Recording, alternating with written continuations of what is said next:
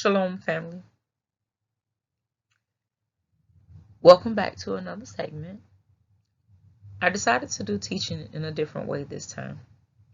This time I decided to use a PowerPoint presentation because there's quite a few things I want to be able to cover and as well as show you guys as I go along the way. It makes it a little easier. Those who want to study deeper can study deeper. Me, I like to study deep myself. So it'll give you visual so that you can go back later on and maybe research if you need to. The title of today's lesson is Behold, I Show You a Mystery of the Signs. And I know your mind is probably going 100 miles an hour like, what signs could she be showing us a mystery of?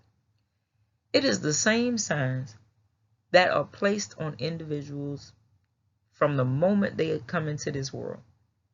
A lot of people don't place signs on everybody. Only those who believe in those signs and those who read up on those signs and those who follow and think that it's supposed to lead their life, those are the ones who place the signs on people. So we're going to go through these slides and find out and see that deception goes deep. When the enemy set his plan in motion, he started it off early and knew what people would gravitate to. So as we go through, we're going to break down those walls that the enemy has set in motion. Elohim's plan. Before the fall of man, Elohim has always had a plan for us. You check out this chart, you'll see back in the Bible days, names had meaning to it. Nowadays, people name their kids and they don't try to find out what the meaning of the name is. They just give it to them because it sounds good. But you never know what you're attaching your child to because names do have meanings. Whenever Elohim gave Adam the task to name the animals, each one of them, their name had a meaning to it. Whenever they passed down names to their children, their names had a meaning to it. And a lot of times majority of the time, it had something to do with whatever their environment is. We are a product of our environment.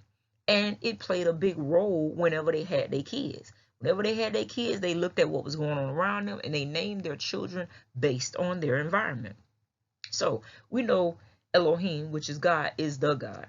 Adam's name means man. Seth name means is appointed. Enos, his name is a mortal man. Kenan, his name is sorrow is born. Then you got Mahalalel, whose name means the glory of God. Jared's name means shall come down.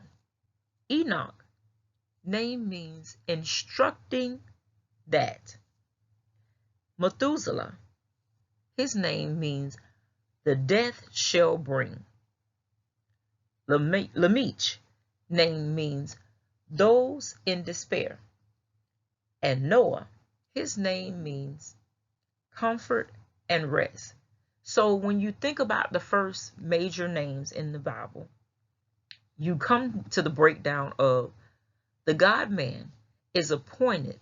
A mortal man of sorrow is born. The glory of God shall come down, instructing that his death shall bring those in despair comfort and rest. That's the plan that Elohim had for us. He had a plan to deliver us all from the beginning. And out of each person that was being born, with the definitions that they came up for their names, it was leading up to that moment. Yeshua, which is the name that you know as Jesus in the English language. But I try to use a little bit more of the Hebrew words now of going back to where it all originated from. Yeshua is the second Adam. And how do we know this? Because scripture tells us. In Romans 5:12-14, it reads, Wherefore, as by one man sin entered into the world, and death by sin, and so death passed unto all men, for that all have sinned. It's letting us know that once you are born into this world, you are born into sin. And death passed down from the moment you came into this world. For unto the law, sin was in the world. But sin is not imputed when there is no law. So it's letting you know, if the law would have never been given to you, you would have never known that you were sinning. But once the law hit the scene, then now you know you've been living in sin. God don't want you to be in the dark. That's why he gave you the law so that you would know what you were doing that was wrong, that was not pleasing in his eyesight. Nevertheless, death reigned from Adam to Moses, even over them that had not sinned, after the similitude of Adam's transgression, who is the figure of him that was to come. This is what I'm letting you know. You had the first Adam, which was in the Garden of Eden, and then you had Yeshua, which is the second Adam. The first Adam was a figure of the second Adam, which is to come, meaning he was made in the image of God, but he was man. In 1 Corinthians 15:45 through 51, it reads, "And so it is written, the first man, Adam, was made a living soul. The last Adam was made a quickening spirit." It's letting you know the difference between the two Adams, that they were similar, but not completely similar. "Howbeit, that was not first which is spiritual, but that which is natural, and afterward that which is spiritual." So it's letting you know, think about it, the spiritual didn't come first, but that which was natural came first, and afterwards the spiritual came. That which was natural didn't do everything that it was supposed to, so you needed the spiritual to come to bring the correction. "The first man is of the earth, earthy. The second man is Adonai, from heaven. As is the earthy, such are they also that are earthy. And as is the heavenly, such are they also that are heavenly. And as we have borne the image of the earthy, we shall also bear the image of the heavenly." So you see our earthly side on the outside of us, but on the inside of you, once you accept everything that Yeshua did for you, now you bear the image of the heavenly. But you got to let that image come out. That's why you say the saying of the scripture of, "Greater is he that is in me than he that is in the world." You got to learn how to separate those two, because the greater one's supposed to live on the inside of you. "Now this I say, brethren, that flesh and blood cannot inherit the kingdom of Elohim, neither doeth corruption inherit incorruption. Behold, I show you a mystery. We shall not all sleep, but we shall all be changed." And you have to be changed. If you don't ever get changed, it's letting you know you will not be able to inherit the kingdom. Change must come about. Now, for some of us, it's hard for us to change. Some of us don't like change. But in order to get into the kingdom, you're going to need to change. Job 38:31 through 33.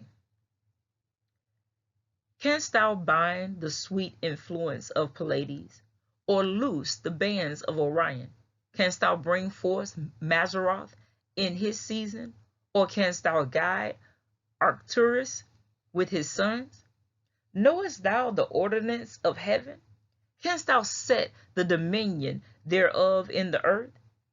Now at this moment, this is Elohim speaking to Job. Job had been pretty much cursing the day he was born, and and feeling all bad because things was coming down upon him. It was better if he would have never been thought of. Job was hitting himself pretty hard. So God had to come to him and ask him questions. Basically, he broke down the different things that's going on within the sky. When he said, canst thou bind up the sweet influence of Pleiades? Pleiades is in the stars in the sky. You can't bind them up. Or can you loose the bands of Orion's belt? No, you can't reach up there and even take loose the bands that are in his belt. Canst thou bring forth Mazzaroth in his season? Now, you got to do some digging to know what Elohim was talking about. Elohim, what are you talking about when you say Mazzaroth? Can you believe Mazzaroth is the Hebrew word meaning zodiac? See, we just use zodiac. The English word for it, well, actually, it's not an English word, but we'll find out in a second. We use zodiac and we connect it with other things, but God never connected it to what we connected it to. It tells a story. Then he said, canst thou guide Arcturus with his sons? No. You can't move nothing that's going on in the sky because you are a mere man. Knowest thou the ordinance of heaven? Meaning, do you know how heaven does its move about? Do you know how it moves about in its orbits? No, you don't. Can you set dominion thereof in the earth? No. You can't even set things in order in the earth. He was the creator. He was the one who brought those things to pass.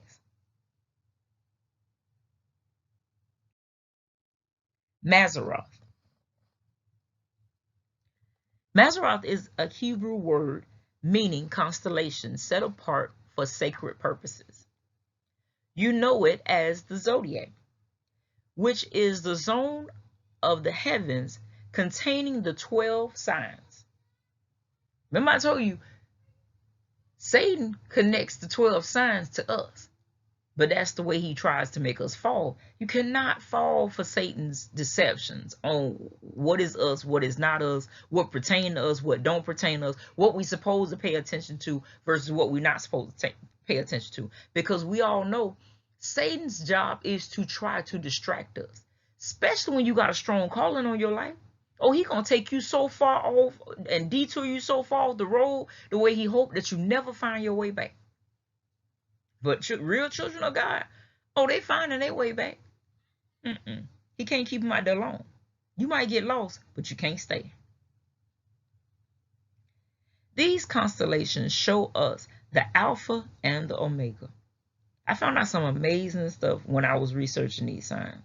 And I mean, you all are going to be able to see it too as we go along in these slides. Mazzaroth. The constellations were known and studied as far back as the earliest civilization known to exist. The Sphinx that guards the Great Pyramid of Giza with its woman's head and lion's body testifies to the ancient existence of the constellations. The zodiac is part of every ancient culture, like Rome, the Romans, the Greeks, the Babylonians, and the Egyptians all knew about the zodiac. This is the reason why they created this pyramid in the first place, to let you know that it all began at the woman's head and is going to end with the tail of a lion. It's because that's what they were able to see in the stars. See, even the way you read the chart, you read it wrong. We were taught that you begin your month in January. But the way it all started off, if you pay attention to the Bible, that's not the way that the Hebrews started off their month. God told them exactly where their month started. It starts in March. March is their very first month. So if you're the type of person who follows what they call life path numbers, and you go by, asking what a person's birthday is, and then try to calculate that up to find out what their life path number is, you're going to even falter in that way. Why? Because your numbers are all screwed up. The number one ain't even in January, so you're faltering. Even the way that they do, the way the months fall, like they count it with 28 days in this month and 30 days in that month, 39 might, fall in there every now and then. Then you might have 31. It wasn't even like that back in the Bible days. They did not read months like that. So you need to do your research and do your digging and find out just how far off the road you are. I mean, we are real far, because everything we learn now has been pushed on us, has been given to us basically by man himself. So the enemy has had the opportunity and the chance to be able to rewrite what was already the original plan. Man had started to worship the stars. In Joshua 24:2, it reads, "And Joshua said unto all the people, thus saith Adonai Elohim of Israel, your fathers dwelt on the other side of the flood in old times, even Terah, the father of Abraham, and the father of Nachor, and they served other Elohims." So Joshua, these stories had passed down on what happened. How Joshua know what happened on the other side of the flood? On the other side of the flood, really? In old times? He knows it because this stuff was passed down. You pass down information so that you don't falter. It's the reason why they say that they teach you history in school, so that history won't repeat itself. But for some strange reason, history tends to repeat itself, just in different ways. So this is what was done for the Hebrews. They were passing down history so that they won't falter or fall like their forefathers did. Man continued to worship stars. In 2 Kings 23:5, "And he put down the adulterous priests, whom the kings of Judah had ordained to burn incense in the high places, in the cities of Judah, and in the places round about Jerusalem, them also that burnt incense unto Baal, to the sun, and to the moon, and to the planets, and to all the host of heavens." So it's letting you know right here in 2 Kings that it had gotten so bad that their adulterous ways of worshiping false gods had done entered into the sanctuary. In Judah, the king of Judah, it was even bad with the king of Judah. He was pushing this stuff off on these people. And they were worshiping in Jerusalem in the sanctuaries where they were supposed to be burning incense unto God. They were burning it unto Baal instead. And they were worshiping the sun, worshiping the moon, worshiping the planets, and worshiping the host of heaven, meaning the stars.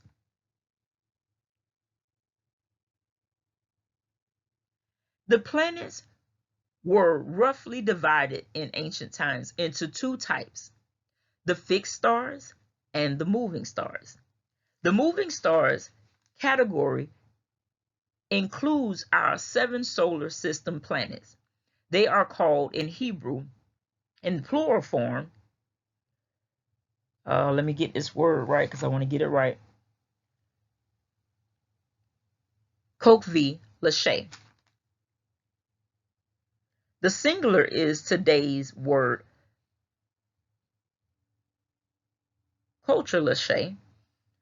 The word Lashe means going or walking. In biblical Hebrew, Lashe is considered an infinitive absolute, the very basic nucleus form of a word or concept. It is hence the core word for moving. In fact, the mere English name planet comes from the Greek name planetes, which means moving about, sometimes something like moving back and forth. The other group was named by the IAU, the fixed stars. In Hebrew, they are called Kokvi, Kokvi Shivet.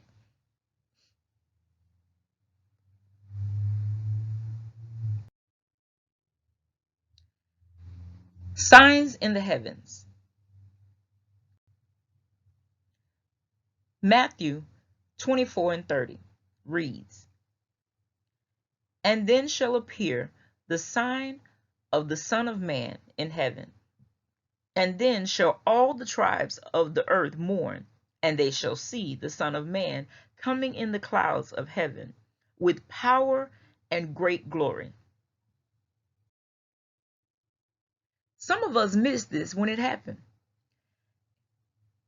September the 23rd, 2017, this was happening in the skies. And it happened on Rosh Hashanah.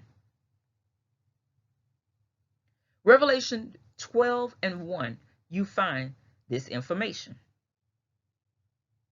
"And there appeared a great wonder in heaven, a woman clothed with the sun, and the moon under her feet, and upon her head a crown of 12 stars." Look here.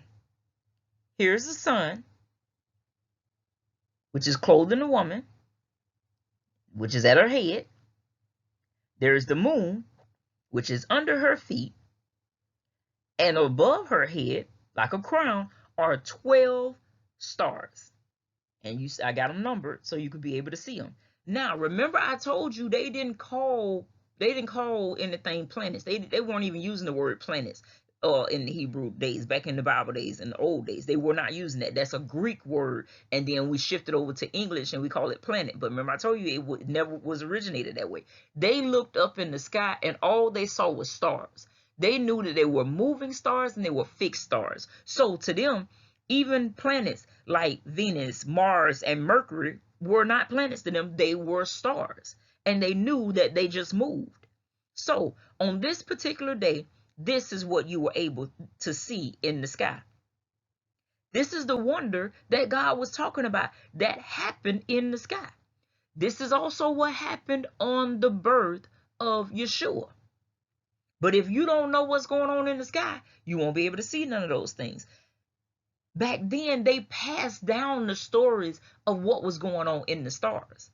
It just so happened after a while, when they started to believe in other gods and started to follow the ways of the other people, they stopped passing down the stories. And when they would pass down the stories, the different people that took them over back then, they got taken over by the Chaldeans, they got taken over by the Assyrians, they got taken over by the Babylonians, by the Persians, by the Greeks, by the Romans, by the Egyptians, by the Americans. So each time they got taken over, they were finding out that the languages was changing as well as the stories was changing, because each one of those cultures was taking the stories and making it a part of their own, which we're going to find out as we go along. But God knew that they was going to do this. Even some of the star names are in these different languages. God is the one who created the languages. We already know that because of the Tower of Babel, when he separated them as far as in different languages to confuse them. So from them holding on to the information of the stars, they automatically knew that the name of these stars and what they were. But when the languages changed, the star names went with particular languages. But God had already placed it in the sky.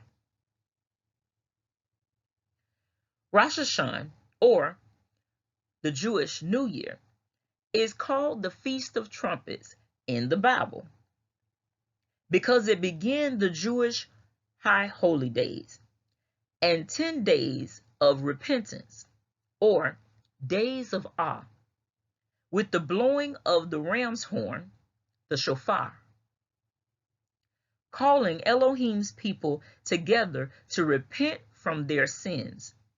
During the Rosh Hashanah synagogue services, the trumpet traditionally sounds 100 notes. So they're letting you even know that back in the Bible days, in the Torah, let's go as far as in the Torah, because that's where it was. In the Torah, you will find out that they didn't call it Rosh Hashanah. They didn't even call it the Jewish New Year. They called it the Feast of Trumpets. So when you're researching this stuff and you find out, where did Rosh Hashanah come from? It wasn't called that. It used to be called the Feast of Trumpets. So whenever you get into celebrating your feast, that's what you're supposed to be following whenever they talk about Rosh Hashanah. Rosh Hashanah Rosh Hashanah, sorry, is also the start of the civil year in Israel. It is a solemn day of soul searching, forgiveness, repentance, and remembering Elohim's judgment, as well as a joyful day of celebration, looking forward to Elohim's goodness and mercy in the new year. Remember this sign, because I told you this went on in the heavens during the birth of Elohim, during the birth of Yeshua. So it's going to go on again when he gets ready to return. He's coming back, and he's coming back as the Lion of Judah. We already know this. So if you pay attention, you see it's got pictures attached to this. We already know when you look up in the heavens, you don't see no pictures. So we're going to find out as we go along, even within the pictures, as man started to get a hold of different things and started to change these pictures about, that some stuff don't line up like it's supposed to. But this is a part of that great deception. Remember, I told you it go deep. So I want you to pay more attention to the definition of the stars and not so much the pictures. A lot of times the pictures help out to give people a visual, as well as to show you how much things have changed down the years. The Bible tells us to be watchful. 1 Thessalonians 5:4-8. But ye brethren are not in darkness, that day shall overtake you as a thief. Ye are all the children of light, and the children of the day. We are not of the night, nor of darkness. Therefore, let us not sleep, as do others, but let us watch and be sober. For they that sleep, sleep in the night, and they that be drunken are drunken in the night. But let us who are of the day be sober, putting on the breastplate of faith and love, and for an helmet the hope of salvation.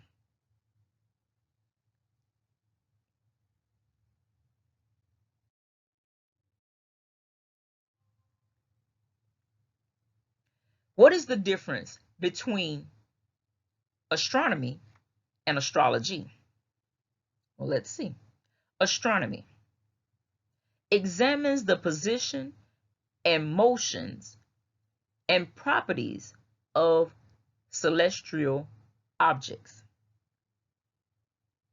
It uses the stars to tell the story written in the heavens. Astrology, this is where Satan takes a bounce off of what God intended for something to be.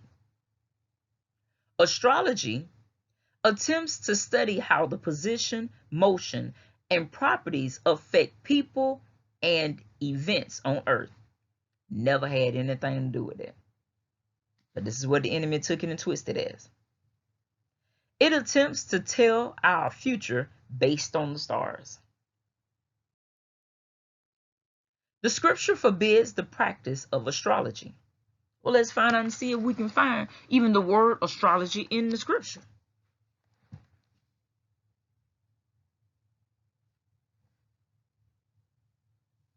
In Isaiah 47:11-15, it reads, Therefore shall evil come upon thee. Thou shalt not know from whence it riseth, and mischief shall fall upon thee. Thou shalt not be able to put it off. And desolation shall come upon thee suddenly, which thou shalt not know. Why do you think the Lord is warning them about all this stuff that's going to come upon them? Let's find out and see. Stand now with thine enchantments, and with the multitude of thy sorceries, wherein thou hast labored from thy youth. If so be thou shalt be able to profit, if so be thou mayest prevail. So he's telling you, use all the things that you got. Use your enchantments.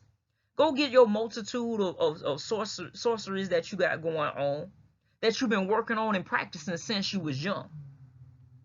If you feel like you can profit from it, go ahead and use all that stuff. I mean, if you feel like you can prevail against Elohim, try and see if you're going to prevail. Thou art wearied in the multitude of thy counsels. Let now the astrologers and the stargazers, the monthly prognosticators, stand up and save thee from these things that shall come upon thee. Now, for those of you who don't know, we'll break down what something is, because some people might not know what a prognosticator is. Prognosticator is, which is a person who foretells or try to predict future events. Okay? So he's telling them, go get all those people who you believe in, the people who you use and you go to for counsel when you weary about what's going on in your life. You want to find out what's finna happen in your life, what's to come ahead in your life. Go to them, because they in the multitude. It's a bunch of them out there. So if you feel like they're going to give you the answers you need, go ahead and go to them to find out about future events. Behold, they shall be as stubble. The fire shall burn them. They shall not deliver themselves from the power of the flame. There shall not be a cool, they shall not be a coal to warm it, nor fire to sit before. So they're not going to be able to soothe you or be able to help you when this trouble comes upon you. Instead, they're going to be like stubble. Thus shall they be unto thee, with whom thou hast labored, even thy merchants, from thy youth. They shall wander, every one to his to his quarter. None shall be saved. So the Lord is breaking down to them that they're not going to be able to help you. They're going to be perishing and burning themselves because of all the things that they chose to do that I told them not to do. More scriptures forbid the practice of astrology. In Deuteronomy 18:10-12 reads, There shall not be found among you anyone that maketh his son or daughter to pass through the fire, or that useth divination, or an observer of times, or an enchanter, or a witch. Now, just to kind of catch you up, back then they were putting their kids through the fire as a sacrifice unto those false gods. In modern days time, whenever a person goes and gets an abortion, that's another form of it. They've just changed the name, gave you a whole different reason of why you're going about doing it and making you feel, that it's okay to do it. It's still killing off your child. You don't know what their motives are. You just feel like you are doing it for the right reason for you. But their motive for why they letting you do that is totally different. Or a charmer, or a consulter with familiar spirits, or a wizard, or a necromancer. For all that do these things are an abomination unto Adonai. And because of these abominations, Adonai thy Elohim doeth drive them out from before thee. So because they chose to do all this stuff, Elohim don't even want them among you. They're not supposed to be around you, because destruction coming their way. And what they would try to do is they try to pull you over into their area to make you feel like, or to make it seem like what they doing is right. But when they start feeling that way or trying to recruit you, they themselves are blind and have gone too deep. When they can't be reached like that, they need to come out of darkness. Remember, we are not children of the night. We are not children of the dark. We are children of the day. We are children of the light. So those who are walking in those fields that they believe in those different things and want to teach you those different things, those now have become children of the darkness, and they're walking in darkness. The Lord said he brought us out of darkness into the marvelous light. Pagan practices. We're going to break down all those different practices that Elohim called out in the previous verse in Deuteronomy. Divination, the practice of seeking knowledge of the future or the unknown by supernatural means, i.e., fortune tellers, psychics, tarot cards readers, tea leaf readers. The reason why I'm breaking this down to you, because some of us just don't really know when you say a certain word, what falls in the category of that particular word. The reason why Elohim, he kept it just basic. You know, this is this. And if you knew that those practices were going on around you, you tend to know exactly what he was talking about. So for those of you who parents have kept you away from it and you don't know, and you want to make sure you don't walk down those roads and walk in darkness, I'm allowing you to see these are the names that they throw out there. And when those names go out in the atmosphere, this is what it pretells. Observer of times. Same as astrology or stargazing. It's another form of divination. A person who looks to the stars for guidance, i.e., horoscope, astrology, numerology, palm readers. Just the first word as an example, horoscope. If you break that up into segments, the first word should turn you off, because the first word breaking that up, that's horror. It's finna give you horror about your life. Now, some people are like, oh, well, it don't always connect to horror. Oh, but it's going to slide it in there eventually. Trust me, it will. Because it's the whole job of a horoscope is to steer your life. And we talked about the numerology part of it. That's when you believe in life path numbers. This person got to fall up under this number. Now, just think if you're a person that don't went so deep into this stuff, the way you following horoscope, you following life path numbers, you following birth charts, you trying to get all this stuff down to the T, call yourself like a scientist in a lab. That's ridiculous. No, you're not going to be able to find that to a T, because remember I told you earlier, we are a product of our environment. And if you come from a family where you got a lot of people in your family, that's a whole bunch of different signs, there's no way you're going to fall under the category of the sign that they try to peg on and put on you. There's no way. Because you're picking up different things from those different people that ain't got nothing to do with what house you in at that time or where the planet is at that time. It's got more to do with them traits are already on you now. If you was raised by a person who was in the military, but your particular sign falls under the category that you're not a neat and tidy person, but you was raised by a military father or mother, and they were taught to be neat and tidy, and they passed that down to you as a child, and that's all you've been hearing since you came into this world, you're going to be neat and tidy too. It's just the way that it is. You're not going to come out of that as an adult. Why? Because now it's instilled in you. It's embedded in you. The same way they try to do when they put these different signs on you. They try to embed that in you. They try to put that on you like every day when it ain't you.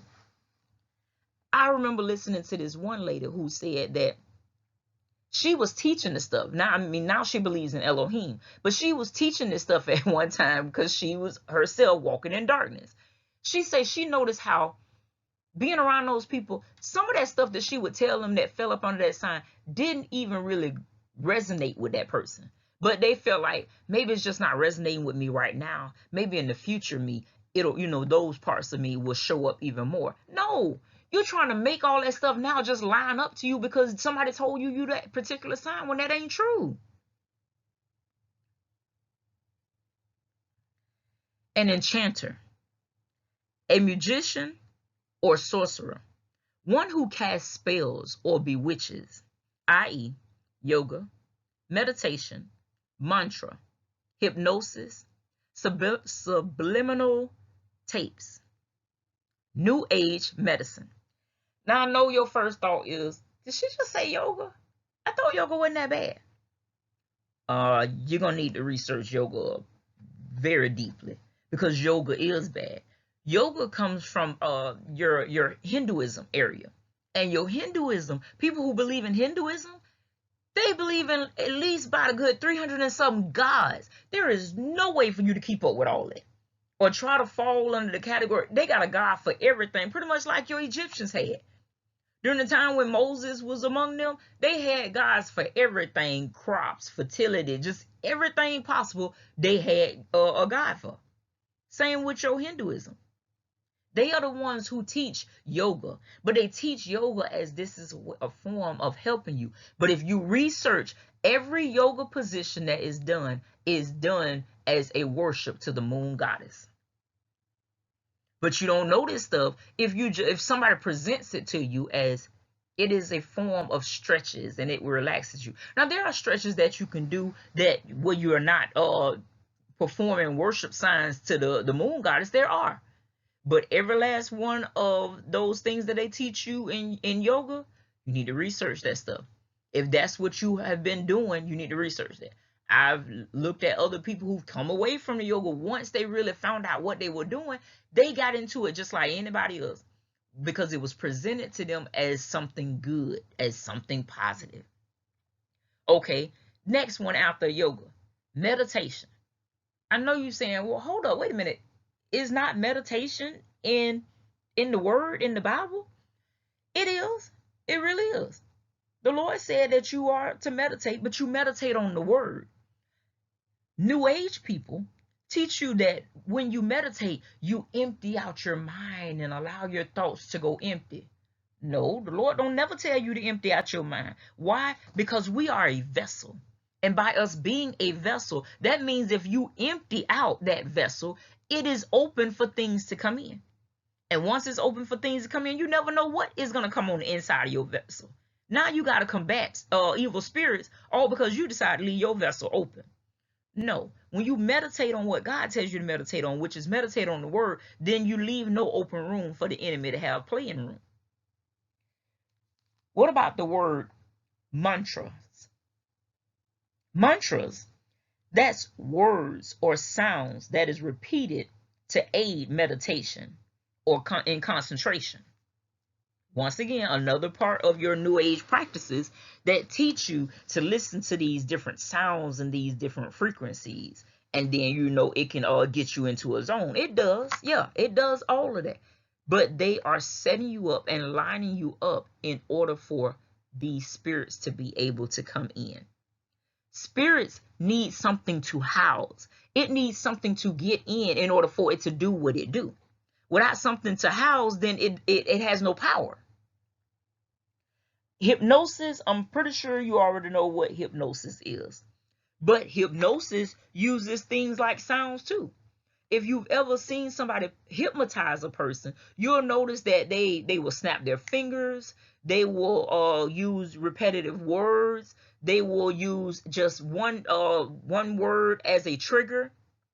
They will use bells as triggers. That's connecting with the hypnosis part. Like I said, hypnosis and mantras fall in the same category. Subliminal tapes. Subliminal tapes are tapes that have a hidden message in it. You think you're listening to all the sounds of an ocean, but in the background of those sounds, your subconscious mind is listening to one thing, while your conscious mind is listening to something totally different. So it's easy to pass messages that way.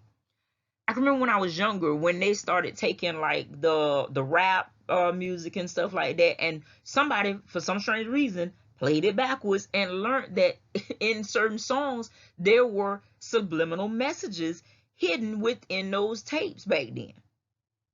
But who would have thought that they was doing that to us? They even do it in movies that we watch nowadays. It is that deep. New Age medicine. New Age medicine is where they take different things and they say, oh, well, this will be able to help you heal. There are different medicines out there that can help you heal.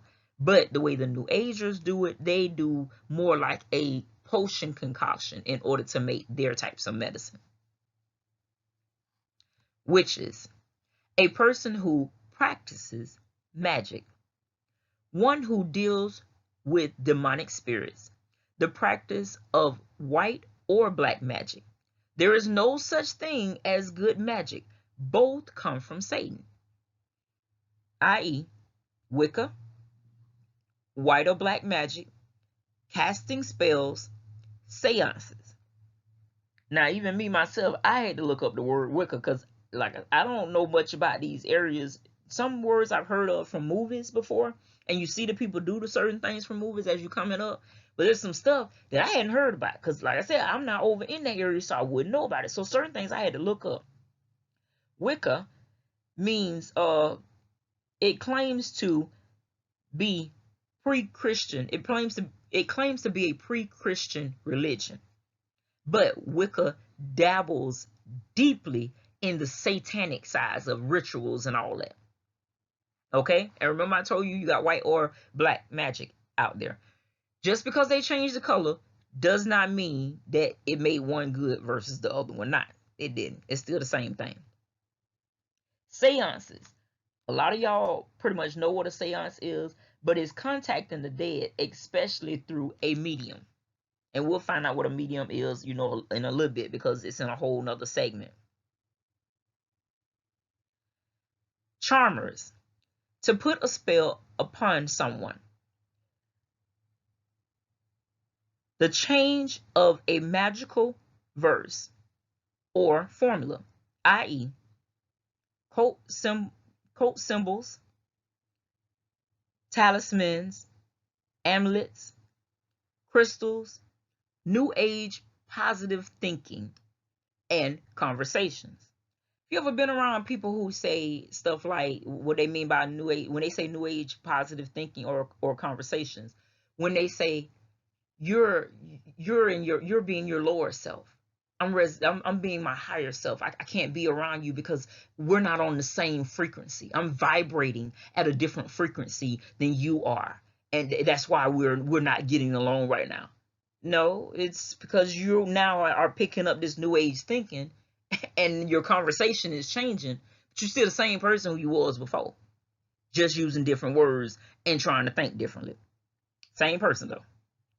Or when they say, you know what, I don't want to be around that negative energy. You have a lot of negative energy resonating off you. No, I'm angry. You get angry at times too. Before you start talking about negative energy, you looked at it as just a person being angry as well, or versus a person being happy. Now you talking about negative energy versus positive energy. Really? No. Like I said, it's changing the way that you're thinking. Oh, I got to think this way. I got to think that way. Now, because it's dabbling in the satanic area, Satan will take those thoughts, take those different principles, and allow those principles to work for you to a certain extent. Because, when I was coming up in the church, I used to hear the whole thing of, Satan will give you a dime to keep you from making a dollar. And it grows. He'll give you $1 to keep you from making $100. Because his thing is, a lot of people just be happy with that dollar. When God is trying to bless you with the many things, but you're content with the mess of where you are. But that's how the enemy presents it. He makes it look good. But his stuff is only an illusion. Consulter with familiar spirits. A person called a medium believes that they are contacting the dead. But in reality, what they are really contacting is an evil spirit that is pretending to be the dead, i.e., they are channeling, spiritualism, mediums, space brothers, ascended masters, invisible spirit friends, Ouija boards, automatic writing, seances. All of these things fall up under the same category as when you're consulting with familiar spirits. See, the Bible lets you know that you ain't supposed to be doing that, because it tell you quick, fast, and in a hurry that the dead know not what the living is doing. The dead is in his own holding place until it's time for judgment day.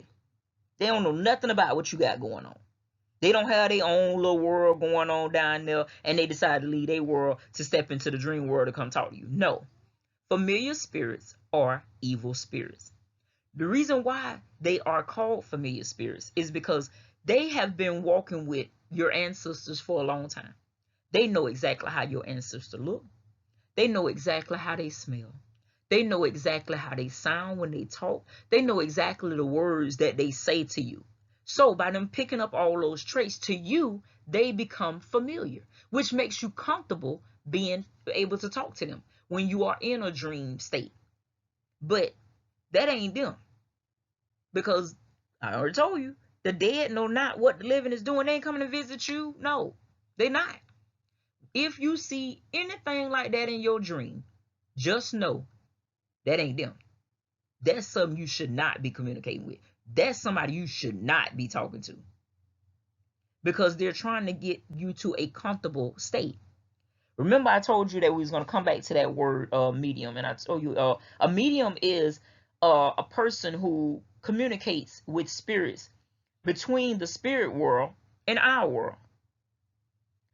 Spiritualism is thinking that humans, along with all other living beings, are essentially immortal spirits that temporarily house physical bodies. That's what spiritualism is. Space Brothers was a little harder to find, because that's a spirit coming to you and you thinking that they are an alien, or feeling like you've been abducted by an alien, which that is also it falls in the familiar spirit category, because it is not an alien. It is what was once called the Nephilim that is coming to you. See, because of the way that they were mixed and put together, their spirit is not dead. It's just, once again, looking for something to house, like somebody's body. Y'all have seen on too many TV shows Ouija boards, like on a constant. So trust and believe. I already know that you know exactly what a Ouija board does, and it's, once again, communicating with the dead. Invisible friends. We don't see that on movies too. Invisible friends are when you hear a child saying they got an invisible friend and they talking to somebody, you need to find out what that friend is, who that friend is, and what that friend telling them, because that is a familiar spirit that is coming to your child, communicating with your child. That shouldn't be. If he don't tell you that it's one of the archangels' names, he don't need to be talking to him. Or she don't need to be talking to him. What about ascended masters? Anybody ever heard about that before? I'm pretty sure you have. Those of y'all who have watched those kung fu movies and stuff like that, that's what the level that people try to get to. They try to make it to ascended masters. Those are the masters that have passed away, you know, that they try to channel through to be able to do these different, get to these different levels of skills in karate or martial arts. Automatic writing. Automatic writing. Automatic writing is when you have a pencil and paper in your hand and you just zone out. You're there, but you're not there, and you just start writing. Your hand just go to moving, and before you know it, you don't wrote like a couple of pages worth of stuff, and when you come back to, everything is wrote down for you. There are some people out there that have written major books by just doing automatic writing. Major books. No, when you are allowing a spirit to take over you so that you can become this well-known author, that ain't good. That ain't good at all. A wizard. A male witch, a sorcerer or magician. Conjurer. One who uses magic to have control over another person, i.e., visualization, sorcery, mantra, astral travel, clairvoyance. Now, Visualization, that's those people who, have you ever been to like a museum or whatever, and you look at these different pictures that they have in a museum, and you see it as being one way, which it looks weird that the people threw this stuff together, where some other people, they looking all deep into this picture and can see something totally different than what you see. You look at them like, how you saw all that? But that's because that image was visualization. It's allowing them to see something that others cannot see. Mantra, we already went over that word. Astral travel, that's where your spirit man can travel outside of the body. Now, can that be done? Yes. Practicing it in New Age way, is that good to do? No. No matter how much they tell you that you can buy this crystal or this charm or whatever, this talisman, in order to cover you from all the bad spirits that you're going to encounter, that's not true. I don't seen too many stories and heard too many stories about that too. Or that once you do it so much, the way your body can leave, your spirit man can leave its body, and you ain't even trying to do it, which becomes a scary thing, because now you got to try to get back inside of your body. There are some areas you just not supposed to be unless Elohim himself takes you to them areas. Because when he takes you, you covered. You got to understand that there are 3 heavens. You got the heaven that we see, which is the first heaven. You got the second heaven, which is the spirit realm. You got the third heaven, which is the area where Elohim is housed at, where he lives, where his dwelling place is. Most time when you leave that body experience, you're in the second heaven, which is the area that the enemy has created, which is strongly the mirror image of down here. So it might seem like you in your hometown when you do that out of body experience, but you're really not. All right, next word.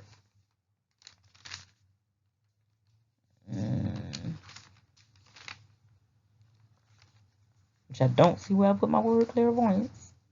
Oh, there you go. There we go. Clairvoyancy. Clairvoyance is where you can supposedly perceive things or events in the future.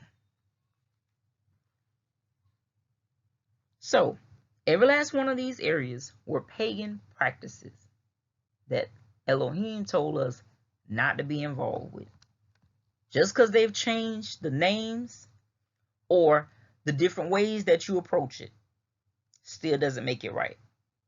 I hope that I've enlightened some of you all to things that you did not know before about those areas, so that you know to stay out of those areas, because you're really not supposed to be in it. Then people wonder why things start happening around their house, like doors closing, automatic lights flickering for no apparent reason. They're hearing sounds and stuff like that. Don't open yourself up to that world, because you ain't ready. You really ain't ready. You ain't got on the whole armor of God, you definitely ain't ready. Necromancer, a person who claims they have spoken with those who have died already, i.e., once again, channeling, mediums, spiritualism, Ouija boards, sorcery, and voodoo falls in that category. The scripture even puts astrology and other forms of sorcery to the test. I love the way Elohim, demonstrates this. In Daniel 2:8-12, it reads as thus. The king answered and said, I know of certainty that ye would gain the time, because ye see that the thing has gone from me. Now during this time, King Nebuchadnezzar had a dream. And he brought Daniel, he brought first his sorcerers and his astrologers and his Chaldeans. He brought all those people forward to tell him what his dream was about. And they wanted him to tell them what the dream was about, so that they could be able to give him the interpretation. But he told him he forgot what the dream was about. That y'all need to tell me. And if I tell y'all what the dream about, I know you're going to try to gain the time just so you will be able to prolong and change it later on. Or you're going to prolong the time and wait until it's gone from me, until I don't forget about it. But if ye will not make known unto me the dream, there is but one decree for you. For ye have prepared lying and corrupt words to speak before me, till the time be changed. Therefore tell me the dream, and I shall know that ye can show me the interpretation thereof. So here it is. The king was telling them, no, I ain't even finna give y'all the chance to do that. I'm setting out a decree now. You know, if I don't tell y'all, if y'all don't tell me the dream, or if I tell y'all anything about what I dream, you're going to prepare lies and corrupt words, hoping that, you know, the time will change or it'll buy you more time until I forget about this. But no, tell me what the dream was, because if you can tell me what the dream was, then I know you can give me the interpretation of it. The Chaldeans answered before the king and said, there is not a man upon the earth that can show the king's matter. Therefore, there is no king, Adonai, nor ruler that asks such things at any magician or astrologer or Chaldean. So he's letting you know it is not possible for us to tell you what your dream was about. Who's supposed to know that? That's why no king would ask us to do any type of thing like that. Or no ruler asks us, no God will ask us to do nothing like that, because we can't tell you what that dream was until you give us something to work with.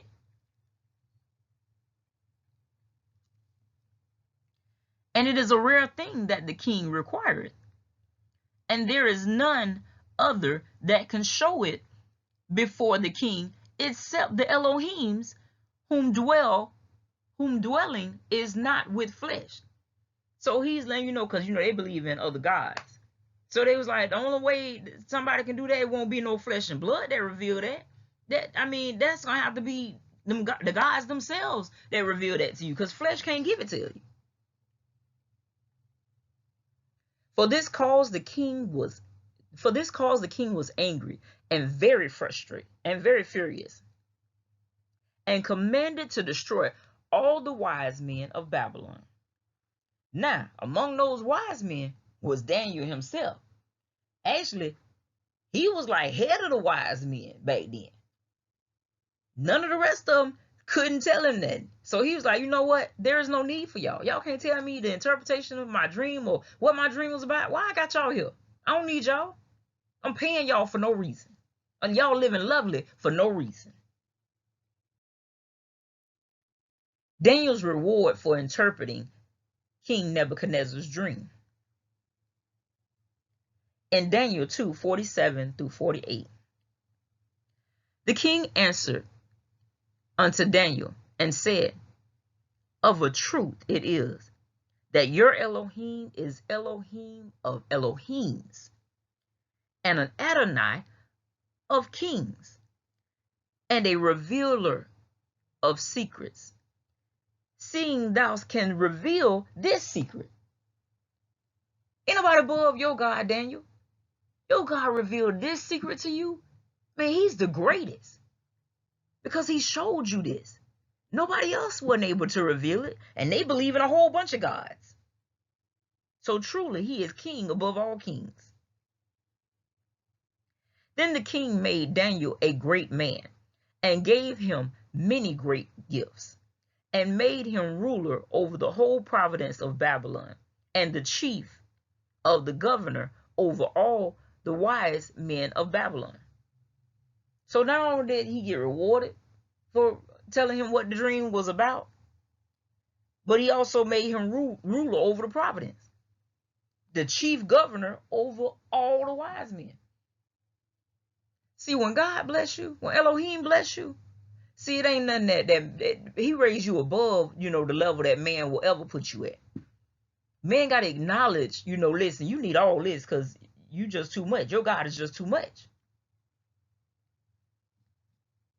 And pay attention to that, because By Daniel being in that position, we're going to find out later on that it led to information later on. The coming of his birth. In Numbers 24:17, I see him, but not now. I shall behold him, but not nigh. There shall come a star out of Jacob, and a scepter shall rise out of Israel, and shall smite the corners of Moab, and destroy all the children of Seth. Okay, this was Balaam. Balaam was sent to curse Israel, but he couldn't curse him because God wouldn't allow him. So instead, God started showing him some other stuff. And God said, you better only say what I tell you to say. And out of what Elohim was showing him, he showed him Yeshua. When he said, I see him, but not now. Like I can see it up in the stars. I see him, but I can't see him now because it ain't his time. I shall behold him, but not nigh. I mean, it ain't near or when I'm going to be able to see him, but I know it's coming. There shall be a star out of Jacob. He's calling exactly what lineage the Messiah is going to come out of. A scepter. A scepter, that's something that the king holds. Shall rise out of Israel, and shall smite the corners of Moab, and destroy the children of Seth. He saw a lot within that vision for a person who was actually sent to curse Israel, but had to end up blessing them. In Matthew 2:2, it reads, saying, where is he that is born King of the Jews? For we have seen his star in the east, and are come to worship him. These were the wise men who came to the king of Jerusalem at that time to inform him, listen, we saw a star, and we know exactly what it was. Remember I told you to remember who Daniel was over. He was the governor over the wise men. That's what was coming to see the king. The reason why they knew the king of how the king of the Jews, the sign of the king of the Jews coming was going to be in the sky, is because Daniel taught them that. See, except it be a child of God that teaches you the things of God, you will never know. So even though they came up around the false gods, when Daniel became over them, he started teaching them about Elohim. King Nebuchadnezzar had already acknowledged that he was Elohim above all Elohims. In Isaiah 7:14, a virgin will give birth to a son. Now, during the time of Isaiah, I've heard different people do the commentary on this. People was like, oh, that was, Isaiah was seeing the birth of his own son. Hi. If Isaiah was married to his wife, you don't think Isaiah was with his wife? So therefore, it no longer makes her a virgin? No. Isaiah was a prophet, and he was prophesying of the coming Messiah. Isaiah 11:1. And there shall come forth a rod out of the stem of Jesse, and a branch shall grow out of his root. Notice how the word branch is capitalized. We're gonna find out deeper in these in these scriptures about how everything starts to line up. But the way that you know that it lines up is it's in the stars. See, man can tell you that it's hard for me to believe the Bible. Why? Because the Bible was written by man. And since the Bible was written by man, ain't no telling what they don't put in it, to try to deceive me. But you to believe in the deception of everything else, man on road. Hi. But see, where it doesn't falter is when you find out the true meaning of the stars. And you will find out once you get to the true meaning of the stars that you get to the same thing that Elohim wrote in the Bible. The same thing that he allowed man to write in the Bible. Why? Because man was inspired by God to write these things. They were inspired by Elohim. But I don't want you to get too lost. I don't want to move too far ahead of you. But I do want to drop that nugget in your spirit so you will know that these things don't happen by chance. Elohim wasn't playing when he put this stuff in the atmosphere. Revelation 22:16. I, Yeshua, have sent my angel to testify to you these things. For the churches, I am the root and the descendant of David, the bright and morning star. In Revelation, Elohim lets you know, Yeshua tells you himself that he sent the angels to the churches to testify, to let you know that he was that root that the prophets was talking about, that came out of the descendants of David.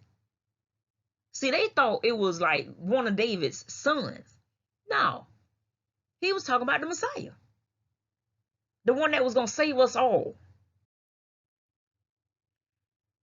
Let me give you a little food for thought.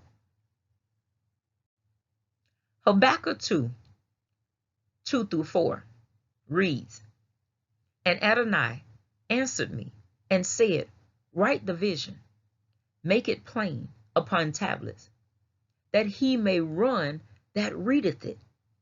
For the vision is not yet, for the vision is yet for an appointed time, but at the end it shall speak and not lie.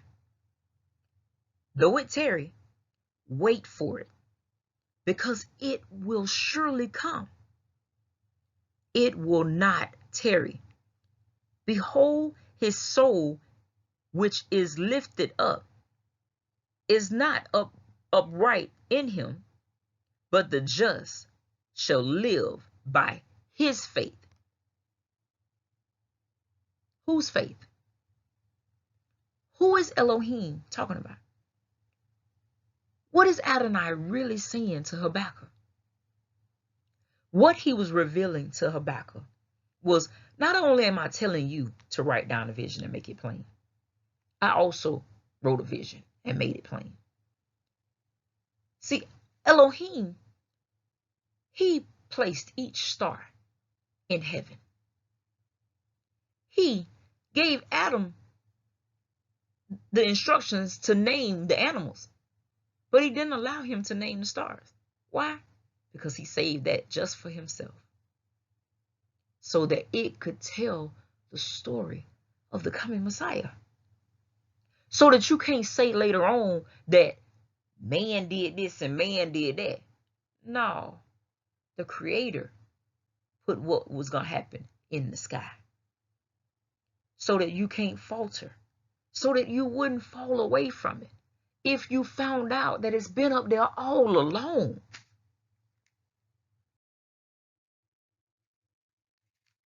Behold, I show you a mystery.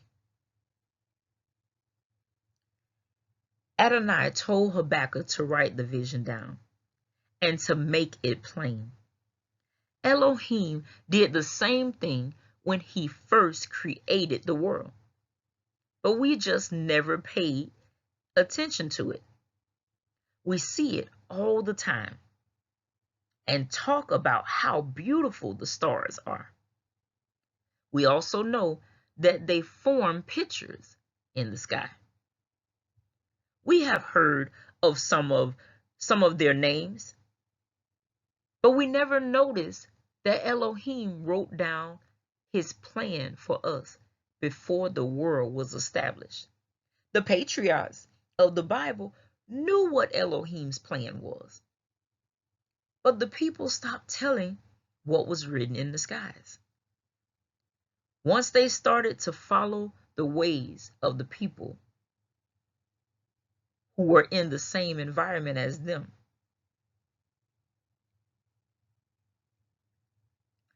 Psalms 19:1-6.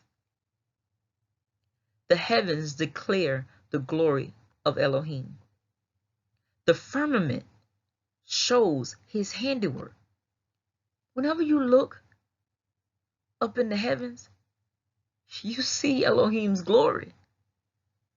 The firmament, which is the heaven, show you his handiwork, show you the beauty of his creation.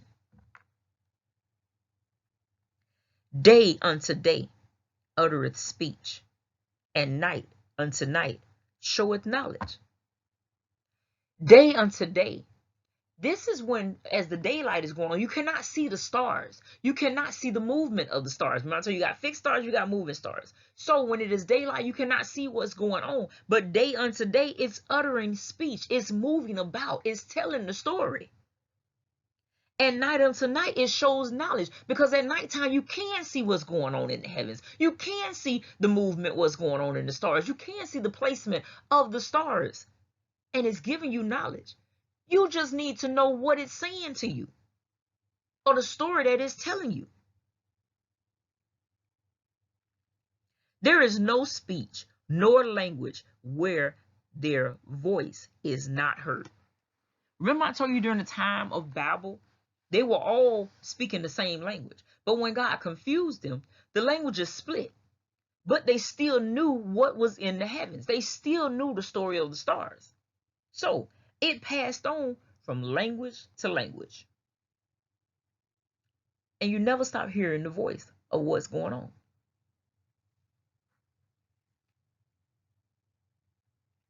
Their line is going out through all the earth, and their words to the end of the world. In them hath he set a tabernacle for the sun. And this is where they say the 12 signs orbit around the sun, just like they say the planets orbit around the sun. This is the line that they're talking about, that is talking about. But what I want to highlight to you is, because when we get ready to go into this next verse, the sun that they put was S-U-N. But what it should have been was S-O-N. Remember I told you they changed some stuff. You got to watch them. Now, we're going to go on to the next verse. I was taught by a pastor that I used to be up under that you got to read the 2 verses before and 2 verses after to kind of understand what's going on. And this is the reason why I know it's not talking about the S-U-N. The verse after it reads, which is as, now we're talking about the sun, which is as a bridegroom coming out of his chamber, and rejoiceth as a strong man to run a race. If you the S-U-N, how you a bridegroom coming out of a chamber? How you like a strong man running a race? You can't be none of those things if you the S-U-N. Let's read the next one. His going forth is from the end of the heaven, and his circuit unto the ends of it. And there is nothing hid from the heat thereof. We already know that Elohim is light. So there's no way you can be in darkness and try to hide something from him, because he's going to shine his light on your darkness, and it's going to reveal exactly what's on the inside of you. Precept upon precept, line upon line, here a little, there a little. We've heard that verse before. This is what we're doing within this PowerPoint. I'm giving you precept upon precept, line upon line, letting you know that it is here a little, there a little. And when you put all that stuff together like it's supposed to be together, then understanding, knowledge, and wisdom comes to you. Revelation 13:8 reads, and all that dwell upon the earth shall worship him, whose names are not written in the book of life of the Lamb slain from the foundation of the world. Now, this particular verse is another one that's in here, that is in the Bible, that reads similar to it. Coming up in the church, when I heard this similar verse, when I heard the verse that before the foundation of the world, the Lamb was slain, I used to question that like a lot.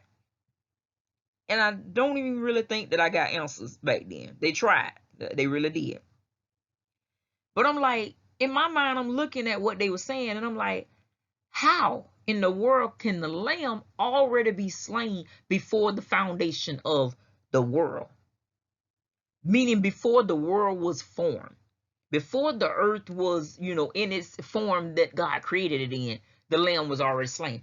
How you do that, Lord? I mean, are we just like repeating? We already don't live this out and we just repeat. I mean, I came up with all kinds of things of how to make that possible. Some people's like, yeah. We already lived this life. We just reliving it again, seeing that we do things differently. But that didn't resonate well on the inside. So I had to keep searching. Wasn't until I started digging once I became an adult where I started to get, some revelation knowledge about the whole thing. Especially when I started to research the definition of the stars to find out that the stars in the sky tell a story. So now it makes sense that if you pay attention to the creation, the lights and stuff were created first. The stars were created first before he did the separation of the earth and before he did the separation of land, called the dry land earth, before he did any of that. He had already put the stars in the sky. He had already wrote his plan down and made it plain so that nobody would be able to tear away from it. Especially not the lamb himself. The lamb himself knew exactly what he was supposed to do. So if it's already in the sky before he was born onto this earth, this is the reason why it said that the lamb was slain before from the foundation of the world. Or the other verse says before the foundation of the world, the lamb was slain. This is the reason why you get those scriptures. You don't understand what those scriptures are talking about if you don't know how deep this situation really goes. Let's take you into Genesis. In Genesis 1:14-16. And Elohim said, let there be light in the firmaments of the heaven to divide the day from the night. And let them be for signs and for seasons and for days and for years. And let them be for lights in the firmament of the heaven to give light upon the earth. And it was so. And Elohim made two great lights, the greater light to rule the day and the lesser light to rule the night. And he made the stars also. So, right here, he breaking down exactly what he did before he started doing the separation of the land versus the sea. He placed everything in orbit, everything in its own ordinances. Everything had a job to do, and it do its job exactly how it's supposed to do it. It is a creation too, a creation that actually do what it's supposed to do. We, because we are given choice, still have a hard time doing what we're supposed to do. So, to let you know, he created all that stuff. There is no misunderstanding. Digging deeper. The word sign in Hebrew is oath, which means a distinct mark, a distinguishing mark, which is the same thing that Elohim put on Cain after he killed Abel. He put a distinguishing mark. A banner, meaning something that's like displayed so that you can see it. Remembrance. That reminds me of the verse that Yeshua said to his disciples during the time of the Last Supper, when he said, as oft as you do this, you do in remembrance of me. The skies is doing the same thing. As often as they are going in orbit, as often as they are telling the story, they are doing it in remembrance of him. Miraculous signs. One miraculous sign we found out, in an earlier slide was the virgin birth. Knowing that was up in the sky, that was a miraculous sign on the day of his birth. How bright the star was shining, that was a miraculous sign. An omen, or a warning. The Hebrew meaning for seasons is moed, which means appointed time, place, or meeting. Whenever we think about the word seasons, the first thing that comes to mind is winter, spring, summer, and fall. But this is not what Adonai was talking about. He was highlighting the importance of his appointed feast, which a lot of people don't follow anymore because how much they have changed the calendar. One of the changes was that our calendar year does not start in January, but it starts in March, which will throw off a lot of people who strongly believe in life path numbers. And I told y'all that earlier. It would throw them completely off. Now the person who you thought was compatible with your life path number ain't even compatible with it no more. Very sad, but true. Sorry, you fell for the trick. Genesis 3:15 reveals this to you. And I will put enmity between thee and the woman, and between thy seed and her seed, and it shall bruise thy head, and thou shalt bruise his heel. Can you believe that this is going on in the sky too? This is one of the deacons to one of the 12 signs. We're going to get farther into this particular deacon a little later on. But I wanted to show you this image of these stars are connecting to what the Lord said in Genesis. So did Elohim already know what Adam and Eve was going to do? He did. I know it's hard for a lot of y'all to perceive that because people are like, oh my goodness, if he already knew it, why would he allow them to do it? No, because you got to understand we have choices. When we actually get to that new heaven that he's creating, that new earth that he's creating for us, he wants a people that will actually worship him in spirit and in truth. It's the same thing that Yeshua said to the woman at the well. He's not looking for anybody. He's looking for those peculiar people that are going to worship him just because. And in this image, you can see, he has a club in his hand, which is finna hit the serpent in the top of his head. Notice how the serpent looks like an intertwining of snakes as well as trees. Why? Because he's taking it back to where everything originated from, which was in the garden at that tree. Okay? And if once we get deeper into the signs, the whole bruising of his heel, you will see another creature that is a form of Satan that is bruising his heel at the time when he's kneeling down. Now, this is one of the Greek gods, because like I told you, there is no pictures in the sky. It's not.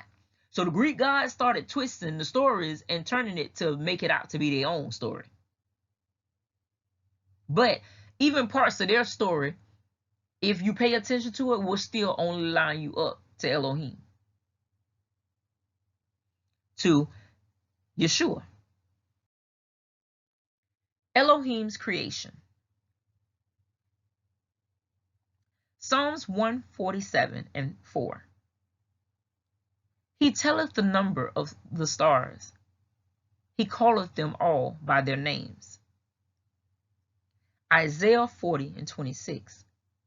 Lift up your eyes on high, and behold who hath created these things, that bringeth out their hosts by number. He calleth them all by names, by the greatness of his might, for that he is strong in power, and not one faileth. Psalms 50:6.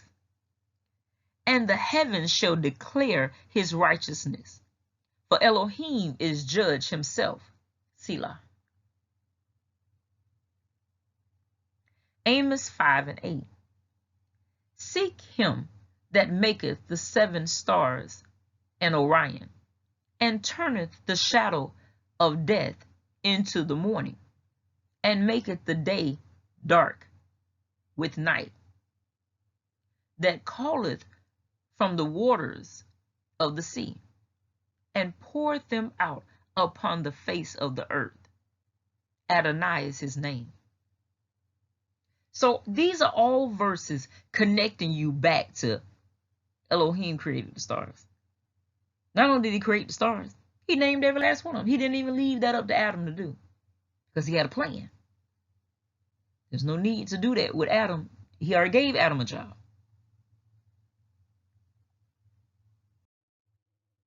Elohim also taught Adam about the stars. Also taught Abraham about the stars. In Genesis 15, 6 through 4, it reads thus. And behold, the word of Adonai came unto him, saying, This shall not be thine heir, but he that cometh forth out of thine own bowels shall be thine heir. And he brought him forth abroad, and said, Look now toward heaven, and tell the stars, if thou be able to number them. And he said unto him, So shall thy seed be. The Lord brought Abraham out and said, Look out into the sky. You see all them stars? I mean, look, it's a lot of them. You think you can number all of them? Well, let me let you know all this right here. Your seed is going to be just that great, just that plentiful. I know right now you can't see it. It's hard for you to see right now because you don't have a child yet. You're looking at this as being an impossible situation. Look up in the sky again. That I'm finna make possible.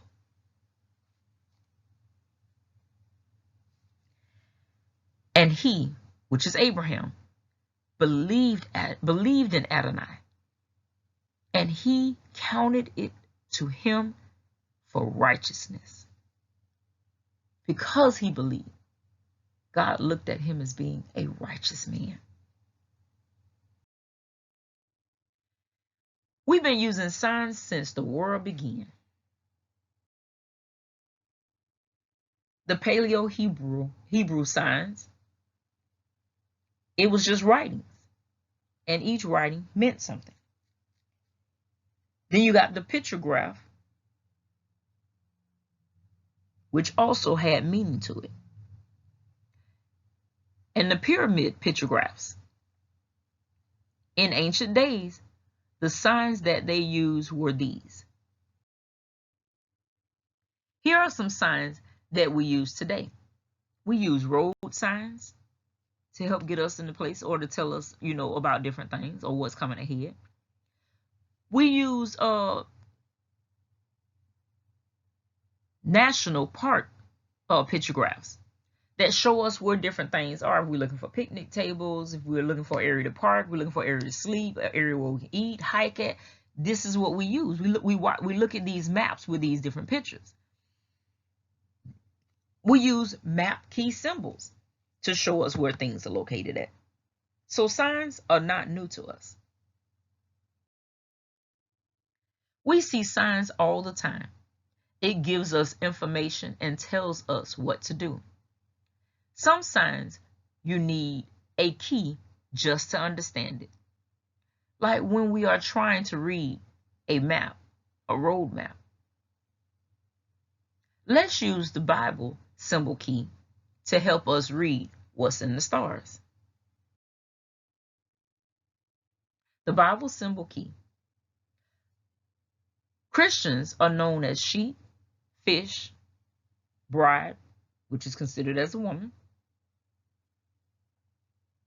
Jesus, Yeshua, is known as king, shepherd, lamb, ram, scapegoat, lion, the way, the rock, and a ship. The Holy Spirit, which is the Ruach HaKodesh, is known as water, a dove, wind, oil.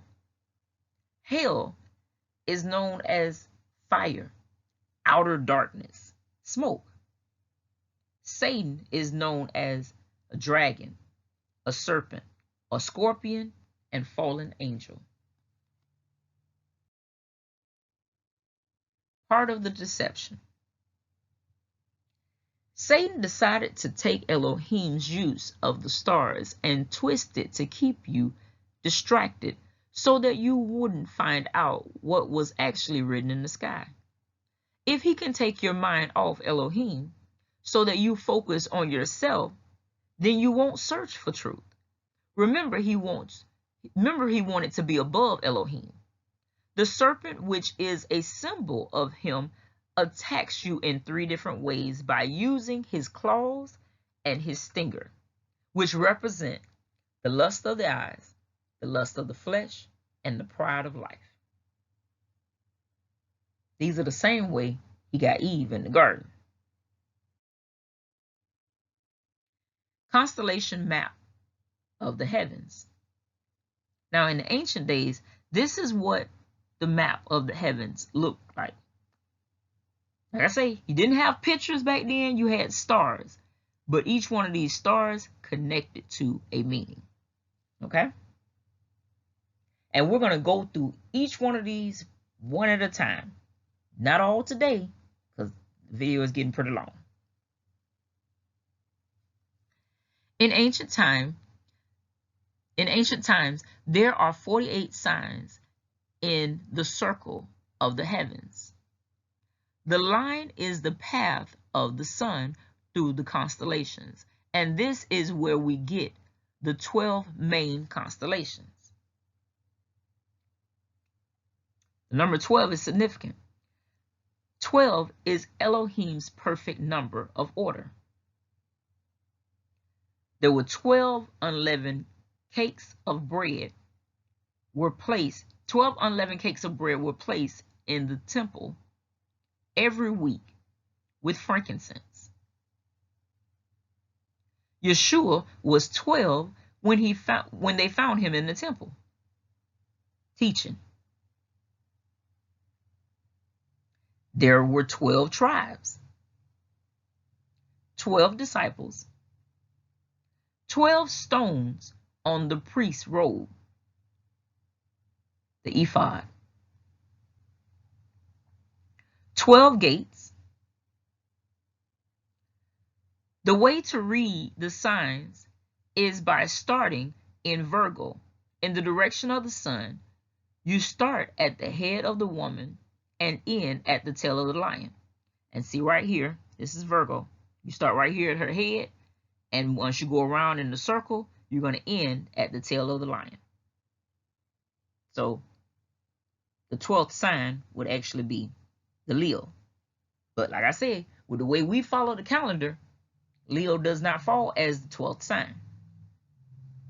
Virgo would actually be falling in the area of your first sign. Virgo, which is a Latin word meaning the virgin. It represents the tribe of Zebulun. The Hebrew name for Virgo is Bethulah, which also means a virgin.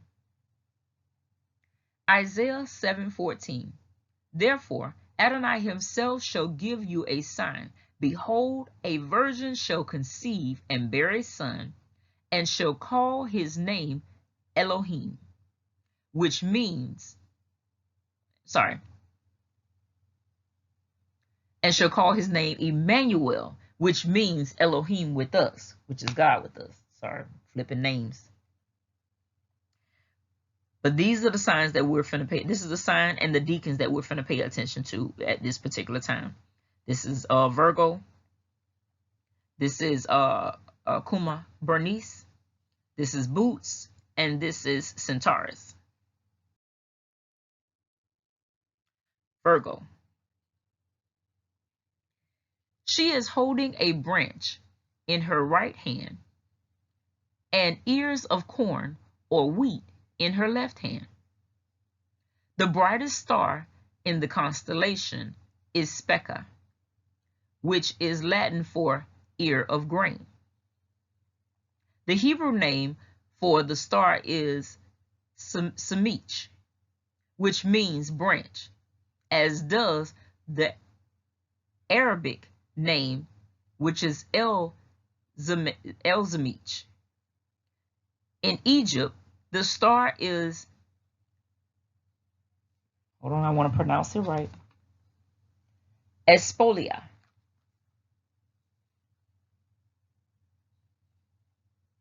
meaning the seed.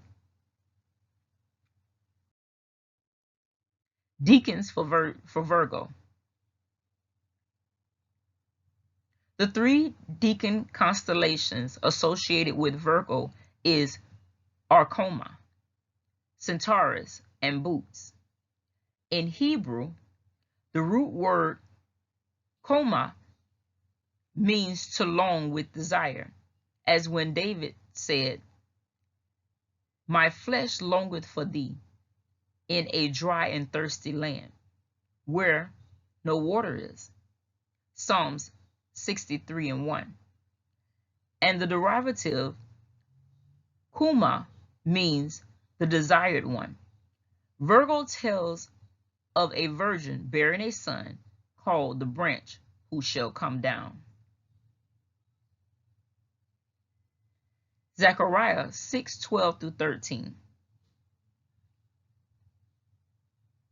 And speak unto him, saying, Thus saith Yahuwah Teshiva'at, which means Lord of hosts, saying, Behold, a man whose name is the branch, and he shall grow up out of his place, and he shall build a temple of Adonai.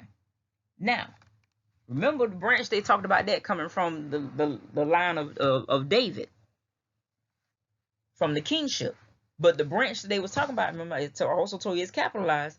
That's Yeshua that they talking about. That he was going to grow up out of his place, and he's the one who's going to build the temple of Adonai. Even he shall build the temple of Adonai, and he shall bear the glory, and shall sit and rule upon his throne, and he shall be a priest upon his throne. And the counsel of peace shall be between them both. What both are they talking about? Between the priest and between the throne. Those were the two lineages that he came out of. He came out of the priestly lineage as well as the king lineage by his two parents. You like, how by his two parents? He came out of the kingship. He is the King of Kings. The seed that if Elohim is the first person that created the very first person, which is man. Man brings about the seed. The kingship was going to come through the line of the lineage of his creation. The priesthood came out of the Levite area, which is still a part of his creation. He separated the Levites from everybody else. They were set apart. Semich, which is Hebrew, is one of the star names in Virgo, meaning the branch. This is associated with the Messiah.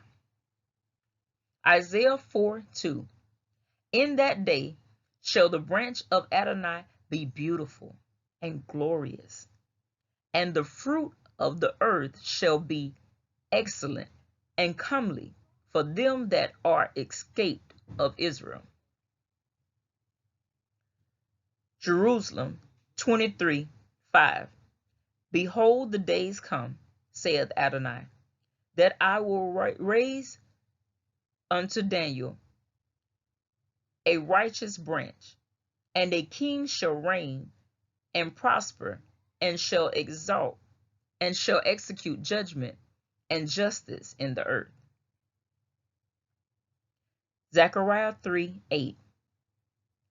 Hear now, O Joshua, the high priest, thou and thy fellows that sit before thee, for they are men wondered at. For behold, I will bring forth my servant the branch. Virgo stars continue. And we're going to go over Virgo stars, and I'm going to try to break these down the best I can with these names.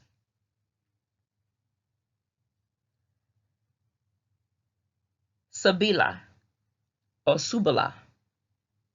which means who carries. And you can find this in Luke 1:31. And behold, thou shalt conceive in thy womb, and bring forth a son, and shalt call his name Yeshua. So she was the one carrying the son. That's the name of the star that's in Virgo. Another star name in Virgo is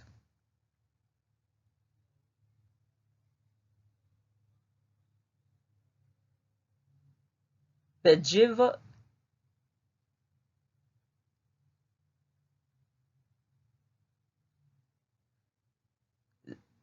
Zevijava. Zevijava, which is glorious beauty. Sorry if I'm butchering the names, but I'm trying the best I can. And you will find that in Isaiah 4:2. In that day shall the branch of Adonai be beautiful and glorious, and the fruit of the earth shall be exalted and comely for them that are escaped of Israel. Once again, another star name that's in them. Another area where you find it in the verse. The next star is Vendimatrix, which is a Chaldean word meaning the sun or the branch who comes. You can find this in Zechariah 6:12. Thus speaketh Yahuwah to Shivah, which once again I told you that's Lord of hosts, saying, behold the man whose name is the branch, and he shall grow up out of his place, and he shall build the temple of Adonai. Specca, we talked about specca, which is a Latin word meaning ear of grain or wheat. And you can find that in John 12:24. Verily, verily, I say unto you, except a corn of wheat fall unto the ground and die, it abideth alone. But if it die, it bringeth forth much fruit. And right there, that was Yeshua talking about himself. If he don't fall as a corn of wheat to the ground and die, he gonna be alone. But if he dies, he's gonna bring forth much fruit. Then we have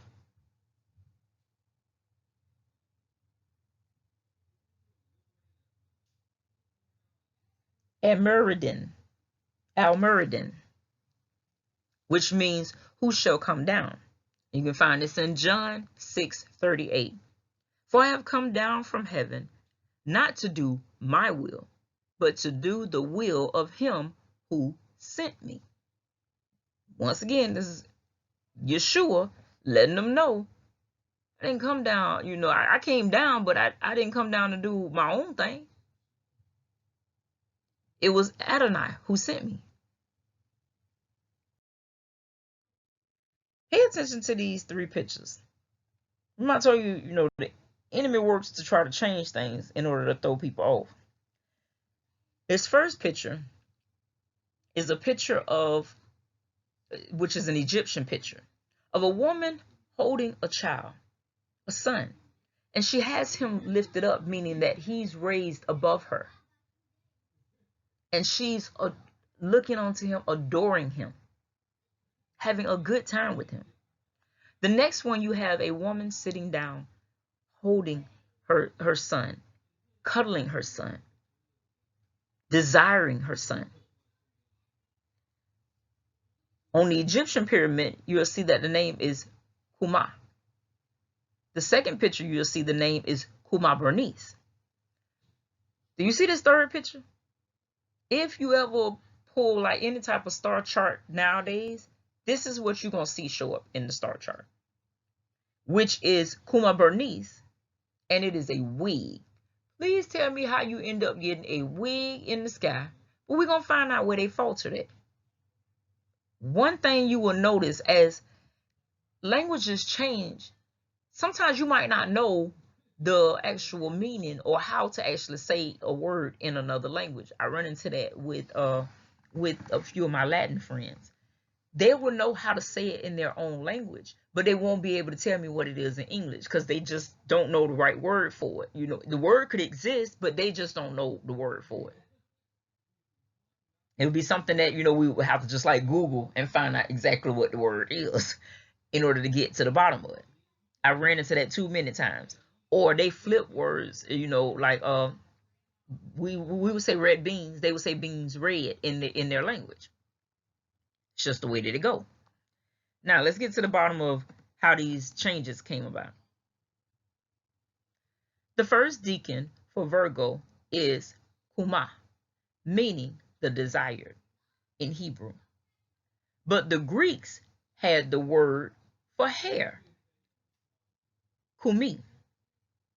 This again is translated in Latin as kuma, and thus kuma, Bernice, the hair of Bernice, came down to us today as the name of this constellation and gives us a woman's wig instead of the blessed one, the desire of all nations. The Egyptian name for this constellation is Shinu, the desired sun. The zodiac in the temple of Didora in Egypt, going back at least 2,000 years BC, has no trace of any hair, but it has a figure of a woman and a child. So it's letting you know, even all the way back to, you know, in one of the temples, you will see a woman with a child in, you know, close to Virgo. That's what it's always represented. But like it told you, when the Greeks, you know, saw, they used their word or the closest thing that they could get to it instead of calling Kuma, because they didn't have a Greek word that was pronounced Kuma. So they changed it to Kumi. And they gave the actual meaning of what Kumi was to the Latins. They was like, oh, it's Kumi, which is hair. And the Latins took it and said, oh, okay, we have a word for hair too, which is Kuma. You would think that it was the same because it's spelled the same as the Hebrew word, but it's not the same because the meanings have changed. So that's how you get things twisted. Like I say, the enemy, he's very strategic in the way that he do stuff. And by the time you come along, you don't got all twisted on where everything originated from and what it actually meant. Now, Isa, which is Greek, is the Greek word. We're trying to get to how we get to the name Jesus. Isa is the name in Greek. Hisu is the name in Hebrew, which Hebrew has quite a few names for it. And then from the Hebrew name, you got Jesus, which is Latin, or they pronounce it Jesus. Yeshua, which is your old Hebrew language of pronouncing it. And then Jesus, which is your English way of pronouncing it. So when different people are looking at these different things, oh, Jesus, they didn't have J's. They didn't. But by the time they kind of got strongly into the English language, J's was there. Not in Hebrew, no. Old Hebrew, none of that. They didn't. They used like the I's on majority of the thing.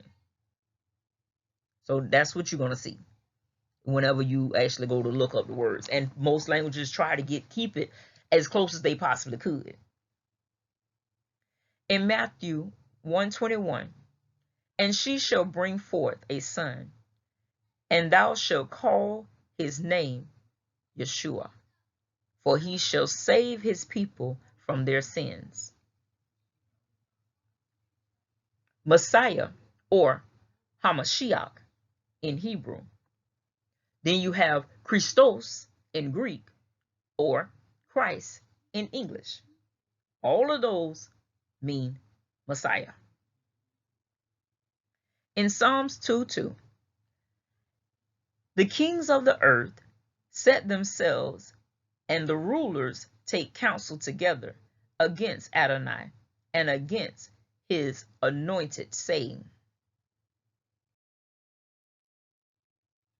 In Haggai 2:7, it reads thus: And I will shake all nations, and the desire of all nations shall come, and I will fill this house with glory, saith Yahuwah Teshivah, the Lord of hosts. Now the next deacon, which is in Virgo, is Centaurus. Centaurus is known in Hebrew as Bizah, meaning the despised, and also as Let me pronounce it right. Hold on, let me look. Ashmeath, meaning sin offering.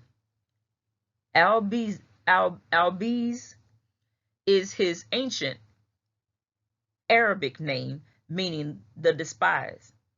The Greeks called him, I want to pronounce that right too. What did the Greeks call him? The Greeks called him Chiron, meaning the pierced or who pierces. Another Hebrew name for this sign is Ashmeah, meaning an offering. The centaur depicts a dual nature, meaning half man, half horse, which is half man, half horse. He's holding a spear piercing a victim. Notice up under Centaurus is a cross. And we're going to find out the star names within this cross, but Centaurus is a representation of Yeshua. The dual nature, the Greeks changed it, but the dual nature is half man, half God. The Greeks shifted to half man, half horse, but that's not what it originated. And we're going to find out the stars in him and see that it connects right to the Messiah. And up under it, like I said, is the cross, which shows exactly how he was going to die. Zechariah 12:10b. And they shall look upon me, whom they have pierced, and they shall mourn for him, as one mourning for his only son, and shall be in bitterness for him, as one that is in a bitterness for his firstborn. Stars in Centaurus. Alpha Centauri is the nearest star system to the sun.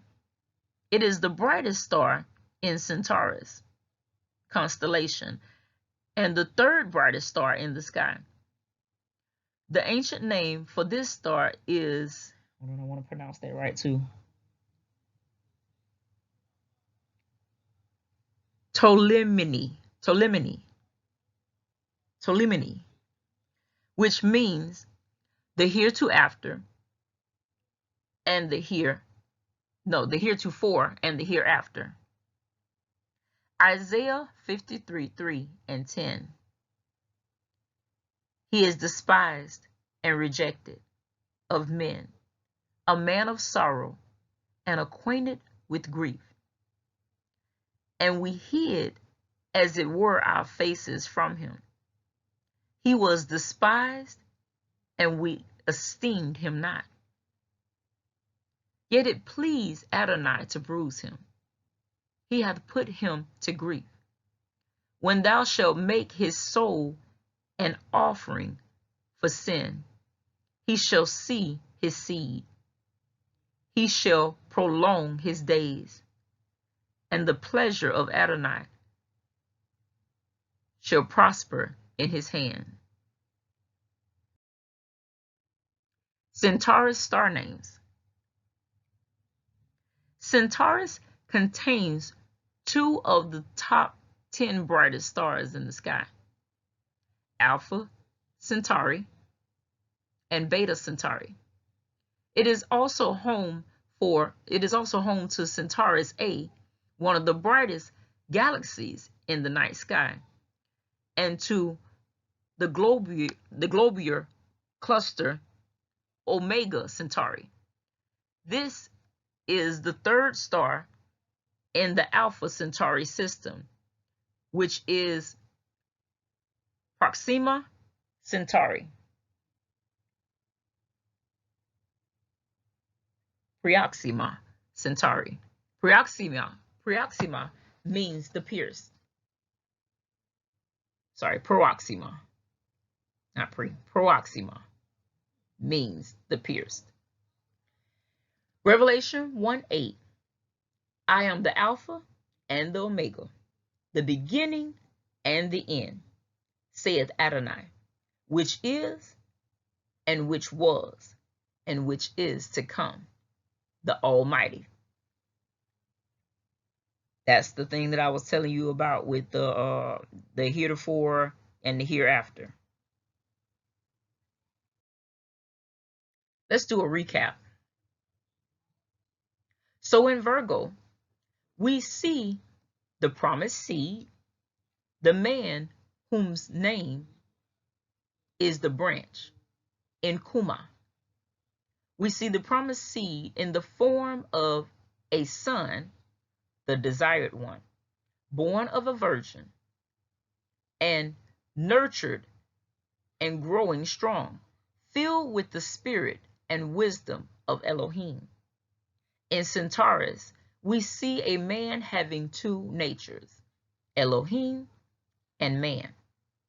The despised sin offering, the pierced one, positioned above the cross, showing the method of his death to come. This is the last deacon that we're going to go over, which is Boots. The third deacon associated with Virgo is Boots. The coming shepherd is a man walking rapidly with a spear in his right hand and a sickle in his left. His name in Greek is Bau, which is the coming one. It is taken from the Hebrew word bo, meaning to come. Arcturus is Latin, meaning bear keeper. The brightest star in this constellation and the brightest north of the celestial equator is mentioned in Job 9:9 and 38:32. Its Hebrew name is, hold on, I'm gonna make sure I pronounce that right. Its Hebrew name is Aish. What was I? His Hebrew name is Aish, from the root word that means to come quickly or to hasten. He is the coming one. It is likely that the entire constellation's original name was Arcturus. Boots. By the time of the Greeks, Boots is portrayed as a plowman holding his sickle. The modern name is the bear driver who is driving of Ursa Major and Ursa Major and Ursa Minor, or in recent centuries, leading the nearby Greyhound constellation. If this were the original, why the sickle?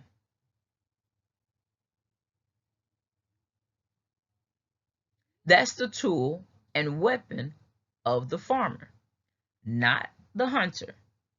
Yet according to Revelation 14, Yeshua HaMashiach, which is Jesus Christ, does carry a sickle in his right hand for the time of harvest. Revelation 14:4-16. After Arcturus, the next brightest star in Boots is called Nectar, or Nicar, sorry. It's called Nicar, the pierced one, or Merjah, who bruises. Now we're going to go over that, what I called out, Revelation 14:15-16.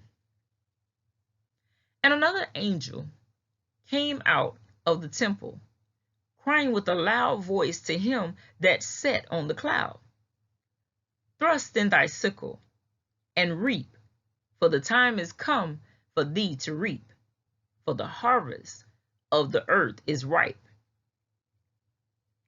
And he that sat on the cloud thrust in his sickle on the earth, and the earth was reaped. This is how you will actually see the stars up in the sky with boots. Like I say, you don't see the picture, you see the stars. That's why focus in on the stars and not so much the pictures. Pictures, we already noticed, have changed throughout the years. They don't want you to know that in the sky, in the names of the stars and all throughout, is telling a story of Yeshua. Arcturus means he comes.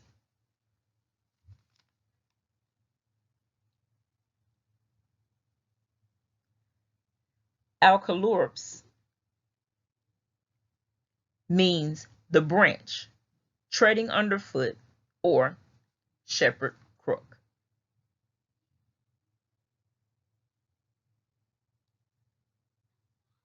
Mirak, meaning the coming forth or guard. And we went over this one already, which is Nikar, meaning the pierce. And Mufrid means who separates. And that is the end of part 1. But there is more to come. Thank you all for tuning in. I hope you enjoyed the presentation. Like I said, go back over it and review it. Dear Heavenly Father, Lord, I pray that this word falls on good ground. I pray that none of the word is choked out by the enemy, Lord. Lord, I pray for any type of weapon that the enemy tries to bring against this word, Lord. Lord, I pray that we don't just hide this word in our heart, but that we run out and tell somebody about the goodness of Yeshua. In Yeshua's name I pray. Amen. Shalom.